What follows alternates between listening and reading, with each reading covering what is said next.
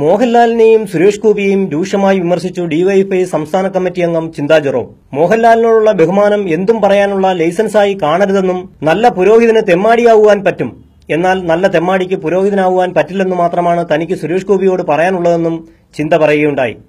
ആർഎസ്എസും ബിജെപിയും കേന്ദ്രം ഭരിക്കുമ്പോൾ ഇക്കിളി പൂണ്ട് നടക്കുന്ന ചില ആളുകളൊക്കെ ഇവിടെയുണ്ട്. ആദ്യം ഇക്കിളി പൂണ്ടത് ഷിറ്റ് ഗോപിക്ക. നമ്മുടെ നടൻ സുരേഷ് ഗോപി ആർഎസ്എസിന്റെ വക്താവായി അങ്ങ് മാറിയതാ. ആർഎസ്എസിന്റെ വക്താവായി കേരളത്തിനകത്ത് കുറെ പ്രസംഗമൊക്കെ നടത്തി ഇരിക്കുന്നിരിപ്പി ഓടി എൻഎസ്എസിന്റെ ആസ്ഥാനത്തോട്ടി എന്ന് കയറുന്നു. അപ്പൊ അവിടെ ബഡ്ജറ്റ് സമ്മേളനം നടക്കുക. സുകുമാരൻ നായർ പറഞ്ഞു ഇപ്പൊ കയറാൻ പറ്റത്തില്ല, ഇവിടെ ബഡ്ജറ്റ് നടക്കുകയാണ്, വേണമെങ്കിൽ വന്ന സ്മാരകത്തിൽ പോയിട്ട് പോവാം. സുരേഷ് ഗോപി കേട്ടില്ല, ഓടിച്ചെന്നു. സുകുമാരൻ നായർ ചെവിക്ക് പിടിച്ച് പുറത്താക്കി. പുറത്തിറങ്ങിക്കഴിഞ്ഞപ്പോ സുരേഷ് ഗോപി പത്രക്കാരോട് 3 വെളിപ്പെടുത്തലാണ് നടത്തിയത്. 1, ഞാനൊരു ഹിന്ദുവാണ്. 2, ഞാൻ വെറും ഹിന്ദു അല്ല, ഞാനൊരു നായരാ. 3ാമത്തത് കേട്ടപ്പോ സുരാജ് വെഞ്ഞാറമൂടിന്റെ ഭാഷയെ പറഞ്ഞ പെറ്റ തള്ള സഹിക്കൂല.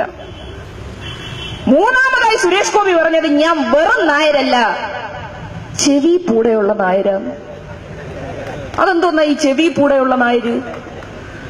പുറത്തിറങ്ങി നടക്കുവാൻ കഴിയാത്ത ചെറുമയുടെയും കർഷകന്റെയും നാട്ടിൽ, അമ്പലത്തിനകത്ത് കയറാൻ കഴിയാത്ത താഴ്മജാതിക്കാരന്റെ നാട്ടിൽ, ജാതിഭേദം മതദ്വേഷം ഏതുമില്ലാതെ സർവരും സോദരത്വേന വാഴുന്ന മാതൃകാ സ്ഥാനമാണിതെന്ന് പറഞ്ഞുകൊണ്ട് കേരളത്തെ കേരളമാക്കി മാറ്റിയ നവോത്ഥാന പ്രസ്ഥാനത്തിനോടൊപ്പം ചേർന്നു നിന്നുപോയ കമ്മ്യൂണിസ്റ്റ് പ്രസ്ഥാനം, ആ കമ്മ്യൂണിസ്റ്റ് പ്രസ്ഥാനത്തിന്റെ ചരിത്രത്തിന് മുമ്പിൽ കൊഞ്ഞണം കുത്തി കാണിച്ചുകൊണ്ട് സുരേഷ് ഗോപി എന്ന് പറഞ്ഞ നടൻ ആർഎസ്എസിന്റെ ചാതുർവർണ്ണ സവർണ ഹിന്ദു രാഷ്ട്രീയത്തോട് പോകുമ്പോൾ ഞങ്ങൾ ഈ നാട്ടിലെ ചെറുപ്പക്കാർ സുരേഷ് ഗോപിയോട് പറയുന്നത് ഒരു വാചകം മാത്രമാണ്.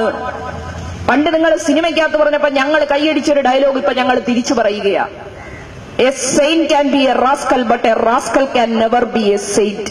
മിസ്റ്റർ സുരേഷ് ഗോപി, ഒരു സന്യാസിക്ക് തെമ്മാടിയാവാൻ പറ്റും, പക്ഷെ ഒരു തെമ്മാടിക്ക് ഒരിക്കലും സന്യാസിയാവാൻ പറ്റില്ല. അതേ സുരേഷ് ഗോപിയോട് പറയാനുള്ളൂ. ഇനി സുരേഷ് ഗോപിയുടെ പാതയിൽ അടുത്ത ആൾ പോയിട്ടുണ്ട്. നമ്മളേറെ ബഹുമാനിക്കുന്ന, വ്യക്തിപരമായി ഞാൻ ഏറെ ആദരിക്കുന്ന മലയാളത്തിന്റെ പ്രിയപ്പെട്ട നടൻ മോഹൻലാൽ. മോഹൻലാലിന് ഇപ്പൊ ബ്ലോഗ് എഴുത്തിന്റെ കാലഘട്ടമാണ്. പക്ഷെ ചില സമയങ്ങളിൽ മാത്രമേ മോഹൻലാലിന്റെ പേന തെളിയൂ.